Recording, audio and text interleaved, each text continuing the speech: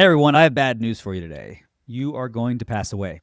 I know, you didn't think about this, but you are going to pass away. Unfortunately, far too many people wait until it is too late to give instructions for what they want to have happen once they do pass away. So even though it's not a fun subject to talk about, I think it's important that we do speak to these things. First off, I am not an estate planning attorney, and I recommend that you run all questions and concerns through an estate planning attorney. But as financial planners and advisors, we do work with people through end of life situations. And what we really want to have happen is that you plan for that in advance. It's much easier to think about those things and put your wishes in writing far in advance of when you pass away than to have to do it at the very end, or God forbid, wait until after you've passed away and then your family has to deal with all of those issues without any instructions from you. So rather than delaying it, we're going to talk about the 3 documents you need before you pass away. Document number 1 is your will. Oftentimes your will is placed in coordination with a trust. We're not going to talk about trust today. The will is the primary document that gives instructions for what happens to your belongings, your assets, when you pass away. It used to be that this was a very expensive thing to get done. You had to go to an estate planning attorney, you drove into town, you went and found somebody, and then you were charged thousands of dollars to get this document in place. And although the process is still very similar, you still need to work with an estate planning attorney to draft the will. You have many more options these days, and I will walk through those very briefly. First and foremost, you can meet with a local estate planning attorney. There are plenty of people who prefer to work with someone in person and someone that is local. In that circumstance, for instance, in our business, we recommend attorneys to our clients if they don't have someone they already work with. And then you go and meet with that attorney. They walk you through all the things. Oftentimes, we will accompany our clients with them as they go and meet with the attorney for the first time, just to ease their fears and to make sure they know we're there and we understand. It also helps us in terms of our planning, especially as we're planning for retirement and all the things that come with it, if we can be on the same page with the attorney when it comes to the end of life plans.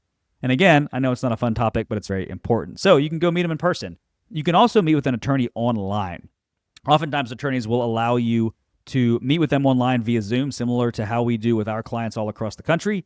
The one caveat with attorneys is they are licensed in individual states. So you have to pass a bar exam and be licensed to practice law in a specific state. So more often than not, you will be working with an attorney in your own state. There are definitely attorneys that work with clients across the country, but it's a bit more rare. So frequently it will still be somebody in your state that just has the availability to work with you online. That's option number 2. And option number 3 is that there are online will drafting services. So technology is very cool and AI is very helpful, and now you can go directly online to a number of different resources that will allow you to put all of your information in, and it will use a digital platform to help you create a legal will. It will be reviewed by an attorney, and oftentimes you have to print it and execute it in person. So you have 3 options, but the first document that you're going to need is your will. Do it now, don't do it later. You want to have that in place when you pass away. The second document that you're going to need that people don't think about very often is a power of attorney. And this is not necessarily a requirement, but it is a recommendation, especially for people who want to be very specific about what happens towards the end of their life. A power of attorney gives someone else the legal authority to make decisions on your behalf for anything financially related. So let me give you a very low-level example. Let's say you pass away and there was a vehicle in your household that was registered to your name alone.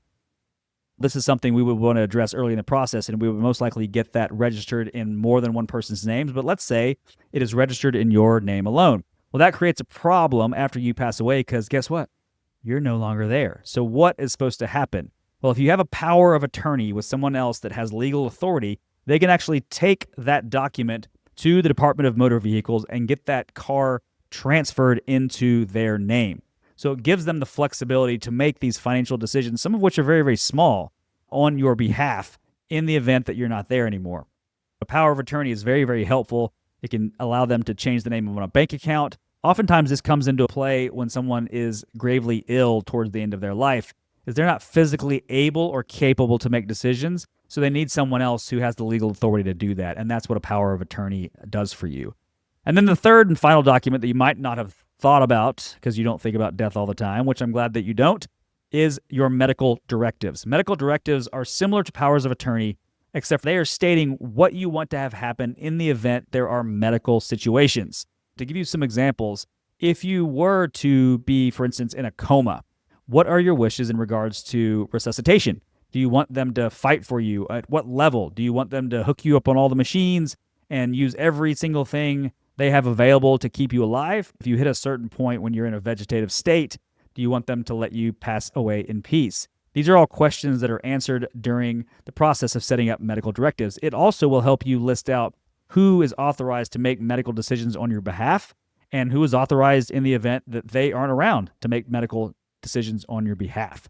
And those are the 3 documents that you need. If you've ever been through an end-of-life scenario, you have enough stress as it is, both the person who's potentially sick and dying and also the family members surrounded by them. There are 1,000 different types of things that you have to deal with administratively and financially that it can be a very difficult process. But with a simple, fairly inexpensive process of setting up a will, potentially a trust, then a powers of attorney and medical directives, you can save you and your family a lot of heartache and make sure that your wishes are laid out in advance and they don't have to worry about trying to figure out what you would want.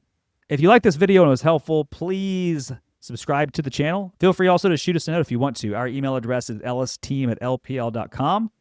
We'd love to hear from you, and if you have any interest, love to set up a time to chat with you directly.